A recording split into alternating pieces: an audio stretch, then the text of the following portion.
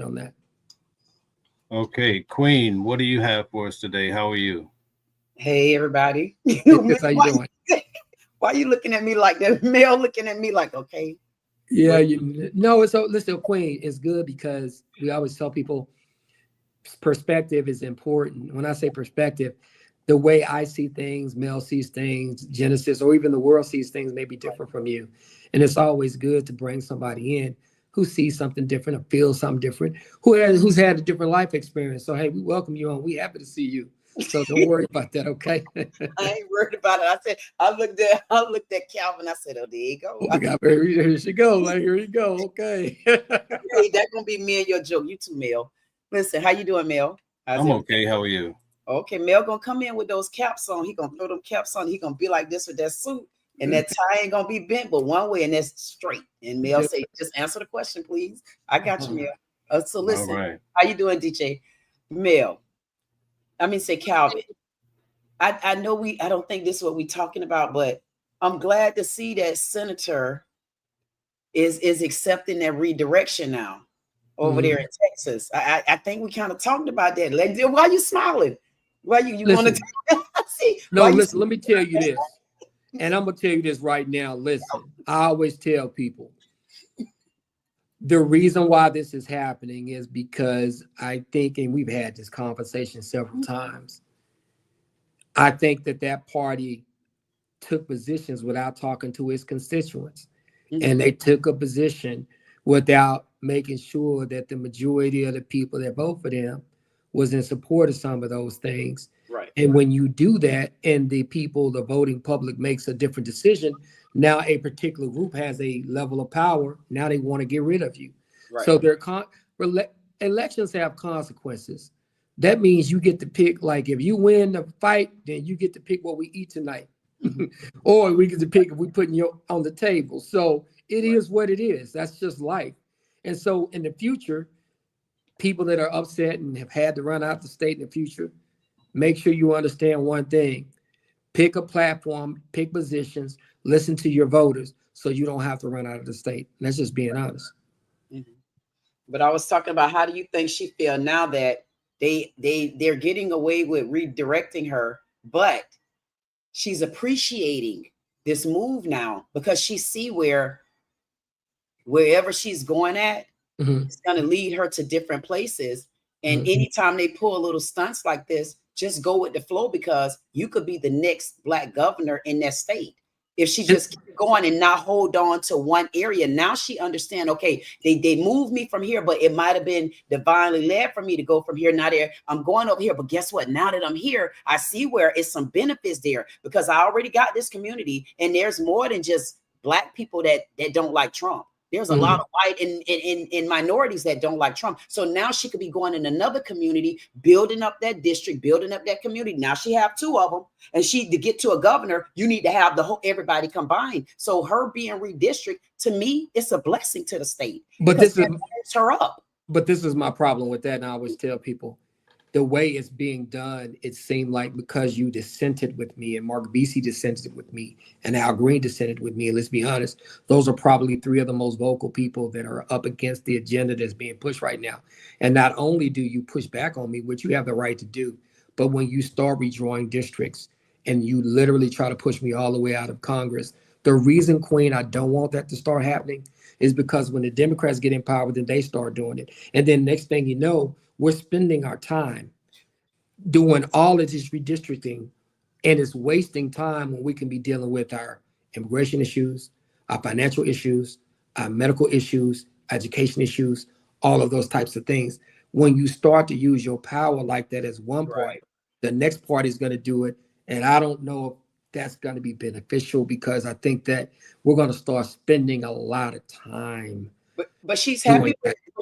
But right now she's happy with it, Calvin. And I wanted to say, so the last few times that there's been a redistricting in states, I mean, you can admit that it's been from the Democrats, right?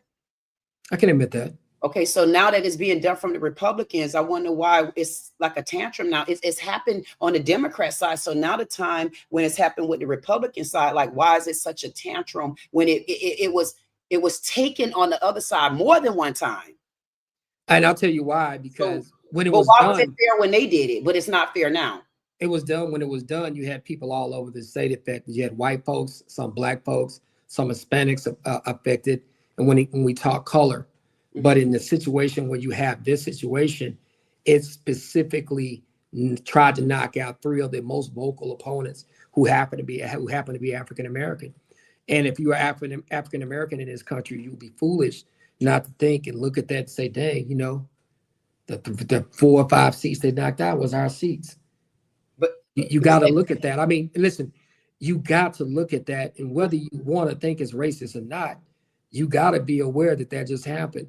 right. And so that's the problem that has happened. In the past, it didn't affect just one race of people. In this situation, they literally killed and drew districts that did not have a majority African American person in one of the largest metropolitan areas in the United States. And you can't do that. If you're doing that, that's not right. And it happened in my district. And because I live down here, I know that these communities don't go together. I know how far away they are. I know that the way that they drew the district cut through all kind of different communities to make this district up. The district looks like an etch-a-sketch that a third grader did. So I don't think that we should be drawing those maps that way, not just because of color, but because of geography too as well. Right. Because once again, let's look at geography. The way that they are trying to draw this map includes a lot of the north with the south. And the south, a lot of this down here is kind of underdeveloped, and they have different kind of challenges. Up north, they have different kind of challenges that they can focus on. It's not going to benefit having us be in this district when we're trying to work on developmental issues in our own district. And so those are the kind of things that, like I said, I continuously talk to people about. To live down here in Texas and to look where they tried to put A with B, I have enough common sense to know. Right. Huh. You know, I could go on and on about that though. So I'm gonna turn it back to the show because I really want to talk about that because I feel like she got a better foot in the game than anybody. And if she's that strong of a party, I don't know why wouldn't she be one of the footprints in the state to start changing things, especially if you all see right. So if she's a footprint in the state to start changing things like Trump is doing, then I think that she should stand firm in whatever her democracy is. Just keep going. Don't let one community stop you. So that means you're only supposed to be there just to build up one community. So what would she need to do to start elevating to even become the next governor in the state if she only got to stay and protect one area when she's already built that area up? Start building other people up in the community. Start turning the train over. Listen, like I say to some of these billionaires and Al Sharpton them and all y'all that don't want to support the voices, because it's the voices that are more important these days, not the party style, not the color, not because it's Trump, it's the voices. And what they don't like to do is pass it on. You know that song by Patti LaBelle? She say, pass it on, pass it on, pass it on to other people. That's how you start building formations and communities. She can't just sit in one area and build the same community. And then by the time she get ready to grow, where she gonna go at? That's what she boxed in. But my whole thing is she's in the middle of building that community. And don't get me wrong, the community already built. That's why they voted for her. I get it, but no, it's not already built. There's a lot of work that needs to be done here. And because I voted for that person and because that person dissents with you, you take their office. I'm just not going to agree with that. I'm just not what I'm going to do. Because I think that when you start to do that, when the next party gets there, then we start removing people that just dissent with you. That's just that's not smart long term. That's just my attitude toward it. But that's kind of where I'm at with that. But why didn't she? I mean, but again, I get what you're saying, because the Democrats did it a few times now and it was okay with it. But now that, but her deciding now that, yes, I want to move on and I don't mind being redistricting because I see where I could benefit in that area. Then now that everybody has so much faith, now what do you do? Because she's agreeing to move on and she see where it's going to benefit her. So now that there's a community that don't have her anymore, now what do you all do? So if you didn't build up another one of her, what do you do now? Because when they say mule die, buy you another one, Igga die, hire you one more. So what happens now that she's moved on? In the current environment, because everybody's far left and because of everybody's far left and far right, that's the problem. That's why people don't want to move on. They want to have their representative advocate for them. And in the current environment, you just can't do it. But that is what it is. What can we do? Okay, so Reverend Greenback says, go ahead, DJ. I just had something to say on the subject. I think that that the reason why people also don't like the redistricting idea is because, of course, Jasmine Crockett is very aware of the area that she is working in. She's been there for a while working in that area. And of course, she's going to be more familiar with the issues that are in that area. If you just throw this in the middle of a term in the hands of other people, which they're saying this fight could last for years. This is what the governor said. This could be a fight that's going to go on for years. Okay. But like it's just holding things up. It's holding progress up. And how can she know how to continue in her area when she's over here fighting her redistricting versus focusing on what needs to be done in her area and things like that? It's just taking the attention off of that. For what reason? For what?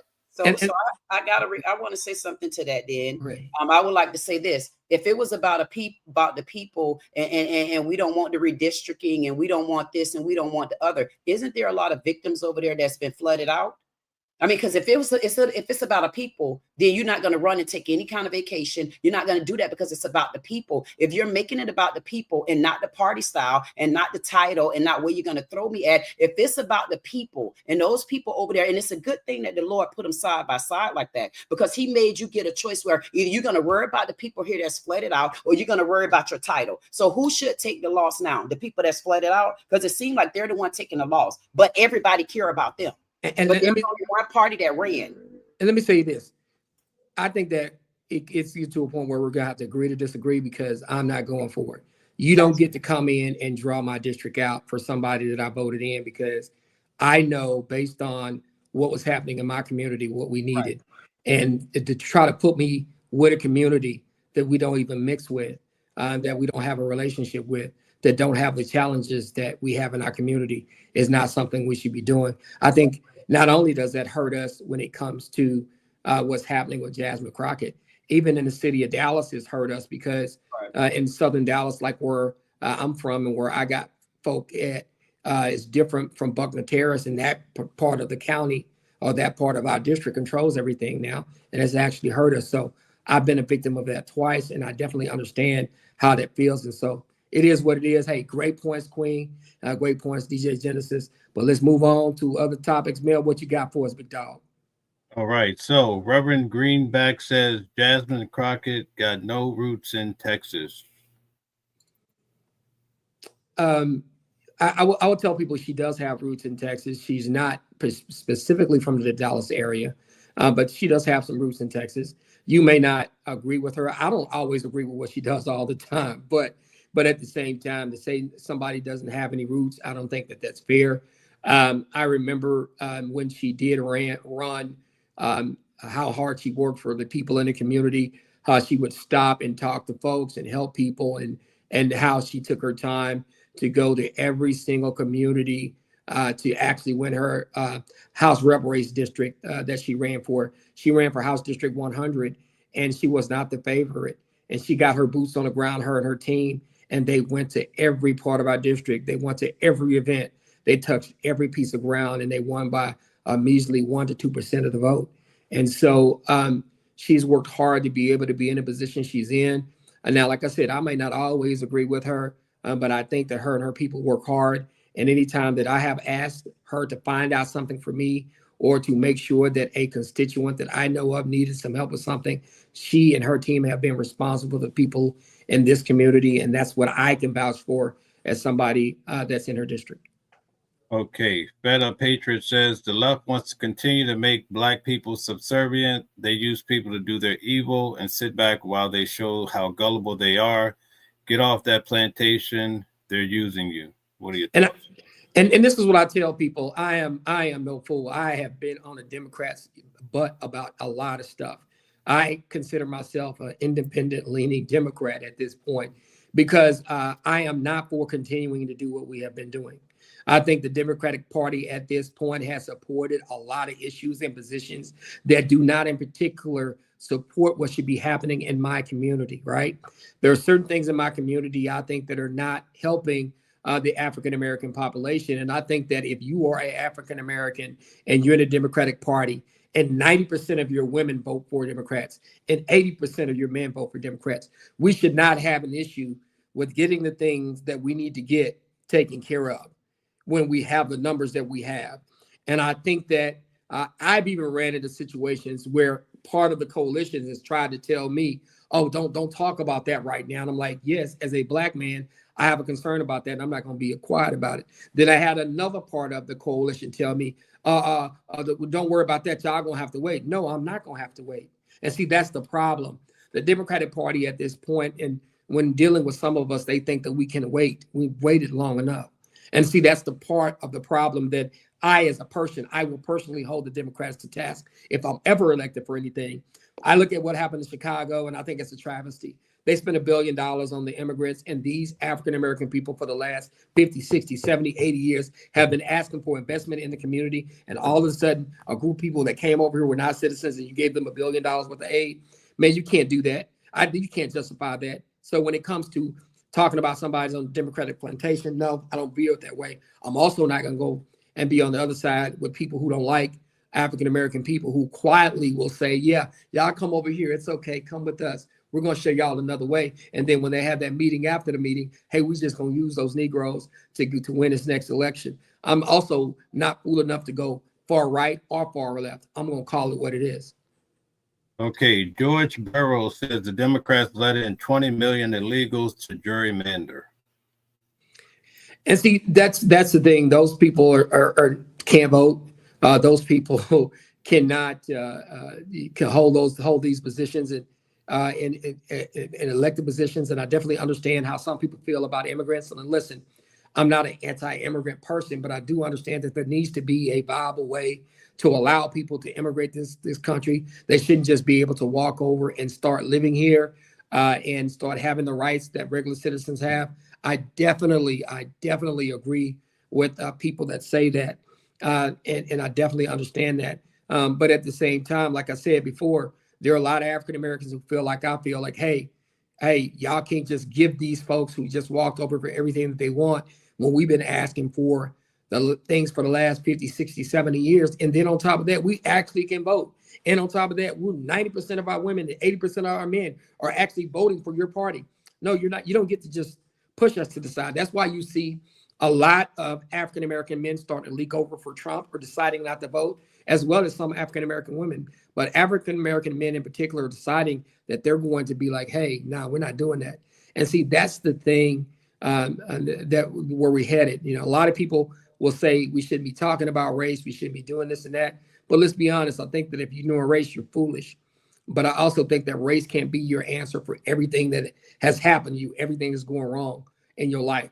I'm not the kind of Black person that's going to say, I'm being held back by the white man. No, I feel like sometimes that can be part of the situation, but I'm also being held back by myself and by some of my own people. And I'm also being held back by some of the decisions and some of the mindsets that my own people have. I'm also being held back by the fact that as African Americans, sometimes we have to be able to deal with our own issues.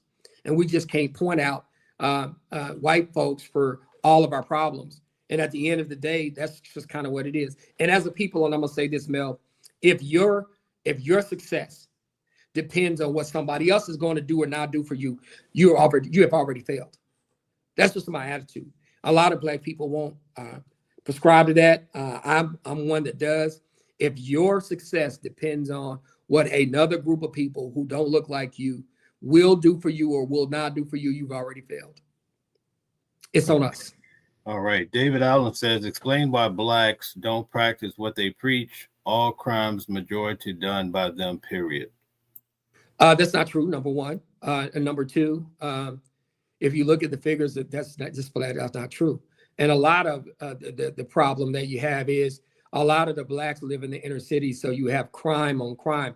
You have population centers and dense population areas. And so those people are actually, because they're in the proximity of each other, they're committing crimes on each other. And so that's where a lot of crime happens.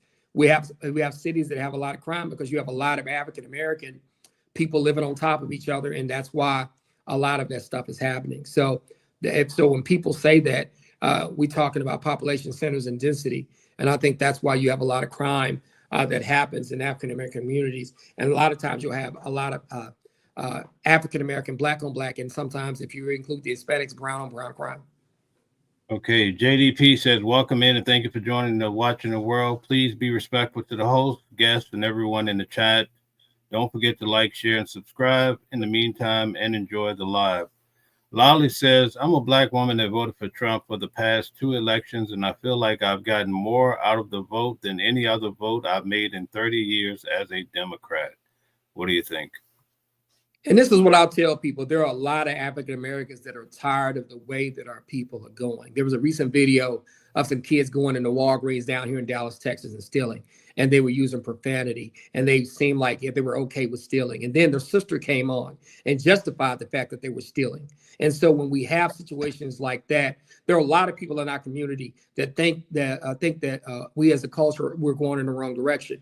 In addition to that, a lot of people feel like that we only look at conflict with white folks as the determination of how good or not good we're going to do. There are certain things in our community that we can do a better job of, which includes raising our children, making sure that we have certain values, making sure that we teach our children respect, and we teach them basic rules. We teach them basic etiquette. There's a lot of people that feel like African Americans and the African American communities can do a better job of doing that. And see, this kind of conversation is one conversation that is not happening in the Democratic Party. A lot of people in the party will not want to have this conversation talking about how groups inside of the party can do a better job in their areas and in their groups to make their situation better. I'm going to do that.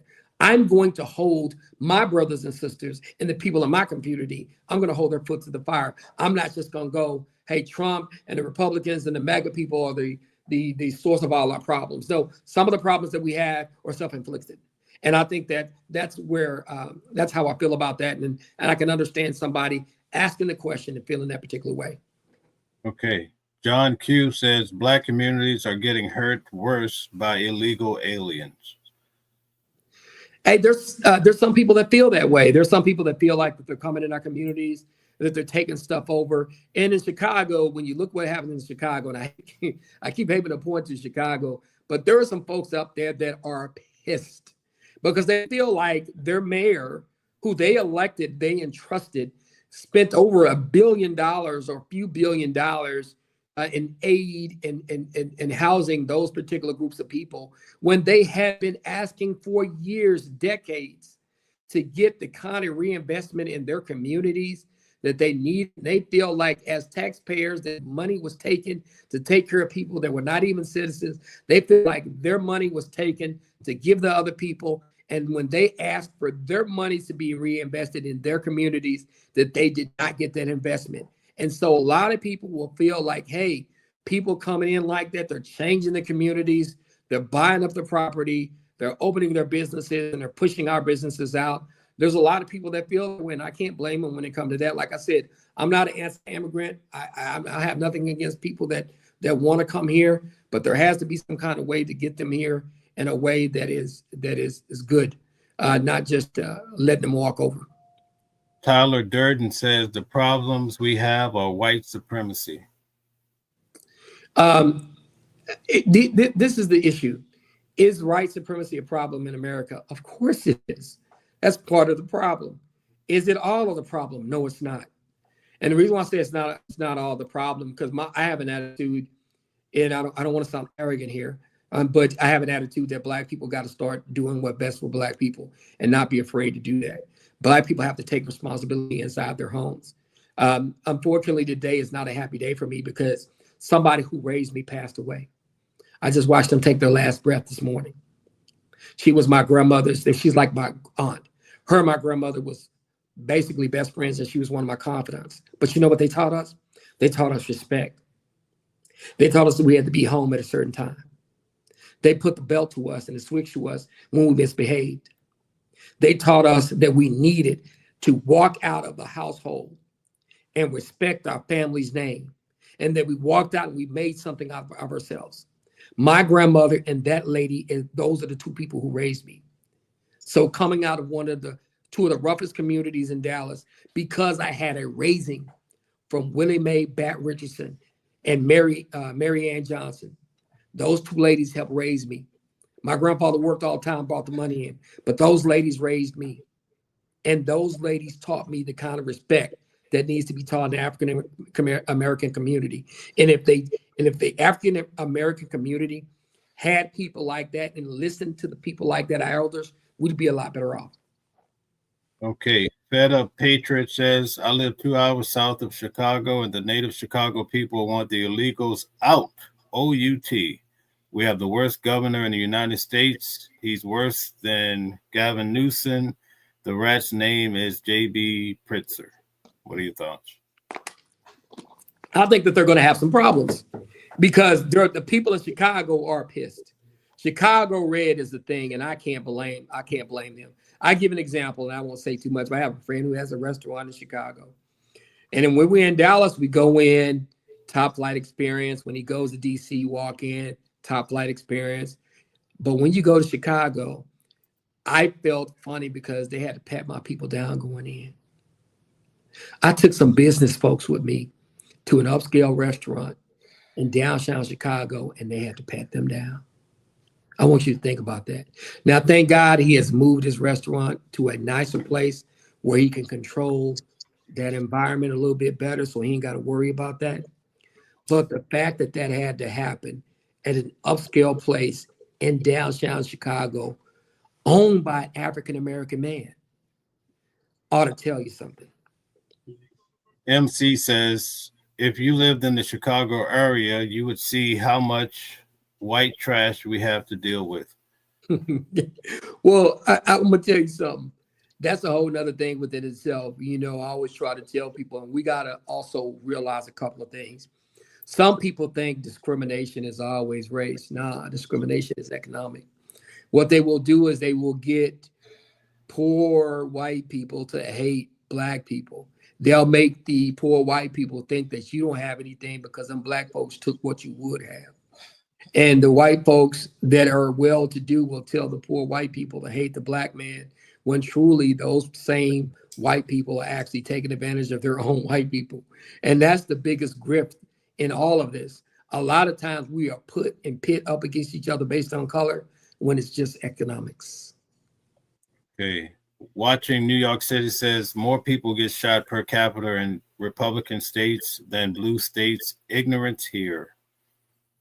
That could be true. I mean, I'm going to be honest with you. You know, we carry in the red states, they're going to carry their weapons. And I always try to tell people when it comes to the cities that have crime, it's because people are on top of people. And when you have people on top of people, crime is just going to happen because they're living in smaller, condensed areas. But you get people that get shot in other states. I mean, there's crime in other states. And then you think about it, most of the time, when the mass shootings happen, who's the mass shooter? It ain't us. So when you start thinking about those types of things in those situations, you know, that's a whole nother thing within itself. Right. Asher says blacks need to use their time to better themselves. Now is the time. I tell people when I ran for office in Dallas, I had a slogan. And y'all know what my slogan was? My slogan literally was, it's on us. 3 simple words. It was on my shirt. I remember knocking on a black lady's door, and she was kind of agitated at first that I knocked on her door, that I disturbed her. I walked away, and on the back of my shirt, it said, it's on us.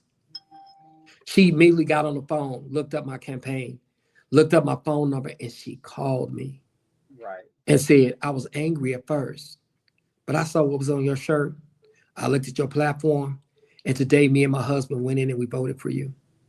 And that made me feel good because I truly believe when it comes down to it, that we can point to Trump and we can point to Republicans and we can point to white folks all we want to. We better make our own situations better. And we better quit living in a world that says that they have that much control over what happens to us, that we don't control what we can't control. I have a question. KT says that's why the red states are so poor. They have been snatching everything from everybody for years. That's, you know, I try to tell people the red states, some of them don't have any money. And a lot of the red states like West Virginia and Kentucky, they survive on what the blue states are giving the federal government. They don't take enough revenue up. So as they can get mad at our cities and our blue states and all our high on crime neighborhoods and cities, But those high on crime neighborhoods and cities give some of the tax money that allow your little state to exist. Okay. I have a Joshua question. Johnson. Yeah, I have a question. I don't want to get too far because he mentioned something a little bit earlier where he talked about education. Mhm. And I'm not sure if you have heard about Trump wanting to reduce the school year down to 6 months. And also he's going to bring in corporal punishment and let that be a new thing as well. What are your thoughts on that? Do you think that we should get back to corporal punishment within the school system and then reduce the school year? And how do you think it's going to affect the community? I don't think you should reduce the school year because I think there's a system in place that we should get our kids educated and the school year should stay how it is. I think we need to do a better job of educating our children. And I do understand at some level that people that misbehave are really hurting the people that behave and that really want to learn. Right. But should we advocate on whooping kids and hitting kids? I don't know if that's going to work out well. I think that's too dangerous. But I think there has to be a way to deal with folks who don't want to come to school and behave. And as a community, an African-American community, let's be honest, I'm going to make a lot of people mad. We got too many households where there are no men and there are no dads in them. And as hard as you think you can do it as a woman to raise a boy, and you know, man, you are raising people that particularly going to end up in prison. There has to be a man there to say, hey, boy, that man boy's got to come across there and say, hey, boy, hey, girl, come sit down. Come do this, come do that. There are certain things that a woman gives a child, and there are certain things that a man gives a child. A man can't give a child what a woman can give him. But also a woman can't give a child what a man can give him sometimes. And we need to be okay with that. There's nothing wrong with feeling that way. Agree. Thanks. You know, Quinn, you know what I'm talking about. You know where we at with that, right? There's nothing wrong with saying that. Telling you, man. That's how you make it grow. And then one last question I wanted to ask. Hold on, guys, we really got to let these people in the comment section get their questions off. Yeah. So I'll reserve the last 5 minutes for additional questions. You guys question, but we have a lot of people here. Well, yeah, they popping up. We just lost quite a few. But anyway, Joshua Johnson says, let's go ahead and go to the questions. What do you say? Joshua Johnson says maybe we should focus on the fact that Trump is covering for a known PDF.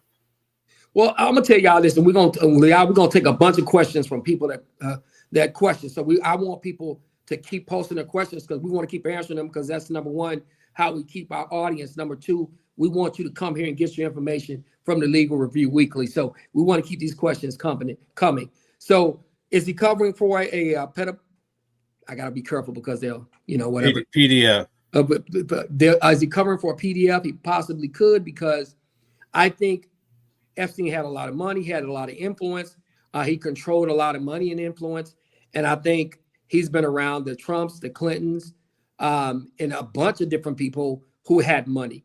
And so he possibly could be covering for that because, and even with that being said, there might be situations where you were around him not knowing exactly to the level that he was doing something, but because you were connected with him, you don't want people to know that you connected with him that way. So he could be covering for people that are in that lifestyle.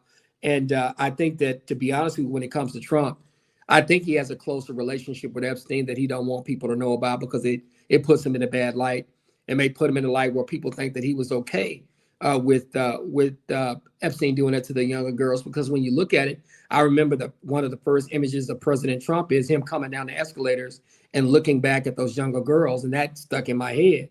And so he knows that there's some kind of perception, whether it's real or not, that he likes that, and he doesn't want to be connected with somebody who's done that, whether he did it or not, and that could just be a self-preservation thing. Do you think there's other people on that list too? Because I heard some other names that might be on that list. I mean, and I'm talking about some real hivers that like to follow bees. I'm talking about some big names on there. I think it could be, yes. I just want to hold that for the last 5 minutes. Matthew says, city folks suck. That's why the state of Virginia called me in to do something as simple as renovating assisted living housing. Population is large, but why am I here? When they say city folks suck, it's a situation where, and I tell people this too, if you're talking about West Virginia, whatever town you're from would not exist without city money. So the tax base in the city, the companies in the city, the tax revenue in the city actually allows the little towns in those little states like West Virginia to even exist. You wouldn't have mail service if it wasn't for, you wouldn't have mail service if it wasn't for the big cities providing these extra tax dollars and a tax base to allow that state to tax the big areas to take care of some of the small areas. Because the way the Walmarts and the other stores have come through, they've killed all your little businesses in your little towns. So I understand that you want to throw shade at the city. I have nothing against small towns. I love people from small towns. My grandfather grew up in a small town called Winona, Texas, right outside of Tyler, Texas. And so I got love for my small town people. But we exist. We help each other exist. You got the ways and we got the means. Let's be honest. Okay. So you guys, if you can hit the like button, share, and subscribe, we have 2 more minutes to take questions, and then we'll go back to Queen and DJ. Melissa Olson says Trump is trying to take us backwards, not forward.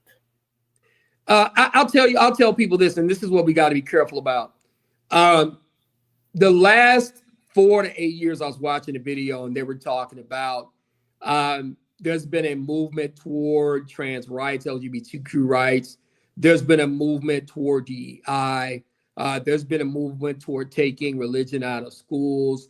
There's been a movement toward those types of things. And certain communities don't feel like that is the direction that the country should go.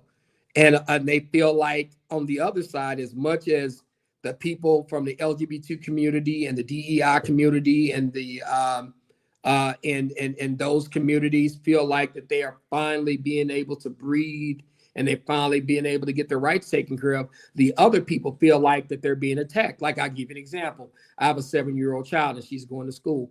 No, I don't want her right now to be taught about trans. I don't want her to be talking about gay. I don't want her to be talking about how she should change whatever gender she is, and that they have the right not to tell me if she's feeling a particular way. That I don't agree with that. And it's not that I'm anti-gay, anti-trans, anti-whatever. It's just that I feel like that is something that should be reserved for me. And I think a party that doesn't have the common sense to actually say that because they're scared to hurt somebody's feelings, I think they're foolish. I mean, that's just what it is. And so when we start talking about those types of things, that's where we have our issues. And that's kind of where I'm at. That they feel like this country went that direction without regard for in this direction. Some people said that doesn't happen in first grade.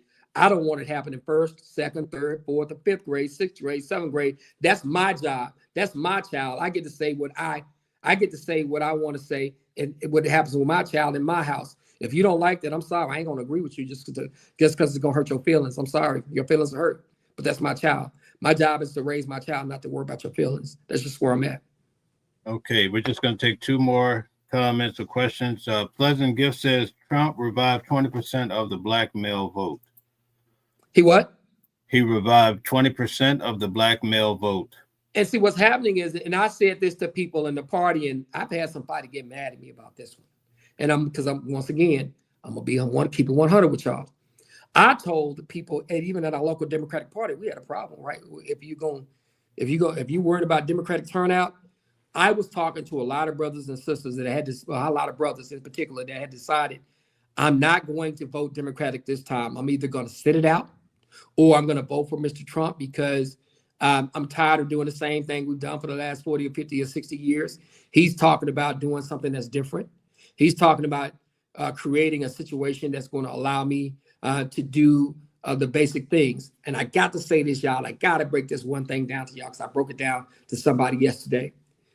I did a study. I looked at the Gallup, and they said that the Republicans put out front economic issues. They put out tariffs and those issues, and they put out immigration as their top 3 issues. And the Democrats were more worried about social issues that were non-economic. As a black man, if you're going to talk about economic issues, I want to be able to take care of my family. When you talk about immigrants, are the immigrants taking my job? I'm not really worried about that, but are they taking tax dollars to where now I can get the program I need to be able to do what I need to do? In addition to that, people are being led in the country. I don't know what they was doing over in their country. They could be serial killers for all I know. And so black men themselves, their job and their nature is to provide. Are you going to create a situation where I can provide and protect and earn enough living to make sure that I can take care of my traditional family? Or do I need to worry about things like what the Democrats put forward first? They put abortion first. They put allowing immigration first. They put LGBTQ first. They put DEI first. And even when it comes to DEI, Black men really don't benefit from that. White women actually benefit from DEI before Black men do. So when you think about that as a population and you start talking to African-American men, then, you know, what we kind of got was, now y'all should be voting. Y'all need to get locked in step. Matter of fact, this is how we're going to get y'all to vote. We're going to send Obama to wag his finger at us and tell us that we're going to be in trouble with Michelle if we don't vote. Boy, if you don't get out of here, what in the world were you talking about? Black men are not monolith. We're going to think about what we need to think about to make sure that we take care of our families and we progress in this life. And we're not going to wait till next time. We want ours now. And that's just what it is. All right. So one final one. Lamont Smith says, anyone that is squirming the way Trump is doing, that convict is proven to have a sinister, sadistic way. He said what? Anybody that's what? Anybody that's squirming the way Trump is doing, that convict is proven to have a sinister, sadistic way. Listen, I'm going to be honest with y'all. Look, Trump can be a Viking when it comes to certain situations. I'll say he can be a Viking. He going to go for it. I mean, he's going to go for the throat. That's how he got where he got. He didn't get where he got worrying about people's feelings. He's going to go for whatever he got to go for. But with that being said, is he hiding something? I think something's there, because something got to be there for you not to let these files out. And whether it's legitimate or not, he doesn't want people having a perception that he's cool with Epstein to that point because of what Epstein did and what Epstein had in his past. Now, I don't know what's there because I ain't saw it. But he told us they were going to release it. And then all of a sudden they start talking about something else. And all of a sudden I saw a file on the desk that was supposed to be some files. And now there's no files. No, you ain't going to play the game with me. And I'm not somebody that's just going to be so, and this is the problem I have. Some people are so pro-Trump that they can't realize that they getting game ran on them when it comes to that particular thing. Now, man, you got to come on in. You got to come on into the TP and smoke the chief's pipe. Y'all know something is potentially there, or there's an optic there that looks like he has a bigger relationship than he had with them, at least. You have to at least be able to admit that. So thank you guys for all the participation tonight with all the likes and all the comments and questions. Unfortunately, we didn't get to cover more questions. We're going to close out with a one question each from DJ and Queen, and then Calvin, you can close out. Hold on, you do have a super chat. Okay, we super chat. Is it true that Trump gave the Supreme Court the green light to stop Black people from voting? Look it up. No, he can't do that. He can't do that. There are justices on there. They're not going to go for that. And even the conservative justices are not going to do that. Now, will they create situations where the party that's in power gets to draw the maps, draw bigger maps, draw more favorable maps? Probably yes. But they're not going to be able to stop Black people from voting. We need to quit talking like that. That's not something that has happened. Now we got the super chat out the way, because that's another thing we got to start doing, pushing the super chats. And Queen, I guess it's your turn. Give me one question. I'll go ahead and go before DJ. I'll go ahead and take my last turn. Thank you for having me here. Everybody in the chat, thank you for having me. Listening. Thank you, Mel, DJ. Thank you, Calvin. But you know what I want to say, Calvin? I know that you brought up just a few minutes ago about, you know, there's something in the Epstein files and you're sure that there's something that Trump is hiding. And I'm not going to dig into that one, but I do want to say Epstein passed away quite a few years ago. And it's just so surreal that Elon Musk knew something that Trump was so passionate about, which is stopping these illegal immigrants from coming into our country. So what he did was he dropped the bombshell so everybody can get derailed, get all off the track, get in the boat, get in the water and head back where you're supposed to go at, and then forget all about what we're trying to do to get our country under control. So I wanted to ask you this real quick.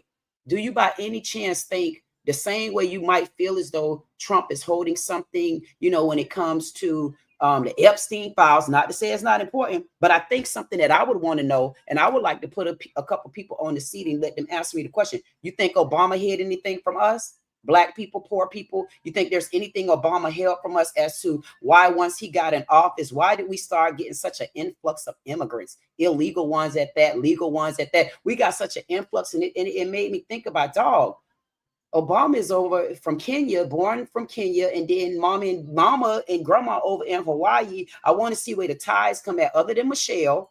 that dropped him in the United States. And then once he got in around the end of Clinton term, somewhat into his term, and then Trump tried to get rid of it. Then Biden went to sleep for 4 years. He never wake up. He still sleep. You don't think Obama played a role with so many illegal immigrants that jumped on top of us and lived on top of us, including the veterans that we use to protect our country from? I don't think so, because he actually was deporting. He was quietly deporting people at a higher rate. If you go look at the stats. Wait a minute. No. Listen, because it's true. Because they pulled the stats.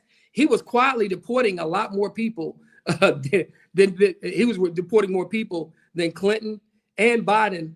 Outside of Trump, he deported more people than the other presidents who were in there. He was actually deporting a lot of people. So when people play that narrative about him, man, he was quietly, and some Hispanic groups are actually upset with him about that. He was deporting a lot of people. They were actually calling him the deporter in chief before Trump got ICE and got these people out now. And I'll laugh at that too, but I'll go agree to disagree. But I have a problem with that, because if he did it and he knew it was such an influx, and he knew that it was burying the United States, it was burying the poor people, the black communities, the minorities, he knew it was burying us. Why would you keep that quiet instead of doing what Trump doing right now? It's not keeping it quiet. Trump putting it on the line and following the law. Why would he keep it quiet? If the numbers bear he's deporting more people, it's not a matter of disagreeing. He's putting people out. You can't argue with the numbers. But he was deporting a lot more people. Listen, he's deporting more people than the previous presidents. I can't make that up. We can go take a look at it. We can come back next time to talk about it. But I'm saying, he deporting a lot of people. He could have put it on the table like Trump did to make the people that need to look out for it. He could have put it on the table to make the people aware of it, and he didn't. Why would you keep that a secret? Trump not keeping it a secret. He put it on the table. It was a secret. He was just doing his job, getting those folks out of here, and he was literally doing that. So, and then when it comes to that, and when it comes to Trump and Epstein and that kind of deal, I'm a smart enough man to know that I'm not going to always support everything Obama did. I'm not going to support everything that Trump did. But I'm also knowing that Trump is very opportunistic. And I think that Trump does a lot of things, not because he's a man that's set on foundational principles. He sees an opportunity. He's going to take advantage of it. And I think that when we deal with him, I think it's foolish not to deal with him in that manner and understand that that's what he does. Genesis, get your question, because after that, I'm going to have to get out of here, y'all. And then we're going to stream again next week. Genesis, you get the final question of the day. What's going on? Oh, Obama holds the records for the most deportations. I told people. But go ahead and give me your last question, DJ. Okay. So what do you think about under this whole DEI executive order that, we are now no longer supporting Black History Month, Women's History Month, Martin Luther King's out the window, Juneteenth, everything, all of like the observances we had that he said that are DEI, including the Holocaust victims, whatever. Do you think that is a good thing to do? Do you think that is a bad thing to do? Honestly, let's do this. Let's knock out a couple of things. I don't think the Holocaust, DEI, the Holocaust, Black History Month, Juneteenth, and Martin Luther King Day should be lumped in with DEI. That's the first thing. We should not be putting those things together. Those things are there to honor people who sacrificed and lost a lot of things. I love Dr. King for what he was able to do. Now, some of the things he did may have created additional problems when it comes to dealing with how we are as a society. But I think he cured more problems, and he was an example of what we should want people doing and being. So when it comes to those particular holidays and DEI, I don't think we should lump those things together. I think that would be a mistake. And I think that anybody in the Democratic Party that wants to lump DEI with those particular holidays, I think they're part of the problem. Because once again, we're trying to throw, when it comes to African Americans, when it comes to Dr. King, they're trying to throw stuff on our stuff that doesn't belong with us. And I'm going to be honest with you. We lost our lives. We got hanged. We got chased down. We got castrated. And people need to understand that you can't always put your struggle and always compare those struggles to other people. We got one more super chat, and then I'm going to go for the day. It was put in the bipartisan agreement by the Republican for better health care that Obama tried to push.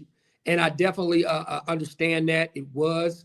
And he did try to push for better health care. He tried to make it work. But once again, we had a system that was in place, and some people were actually able to get coverage. Some people's coverages were hurt by Obamacare. But the problem is You got the medical industry that had benefited from it for decades and centuries, and they were really pushing back against it. And then even in some situations, when we had Obamacare, they were trying to charge too much for little simple things. But y'all listen, when we stream, I try to stream and try to cut our streams at a certain time.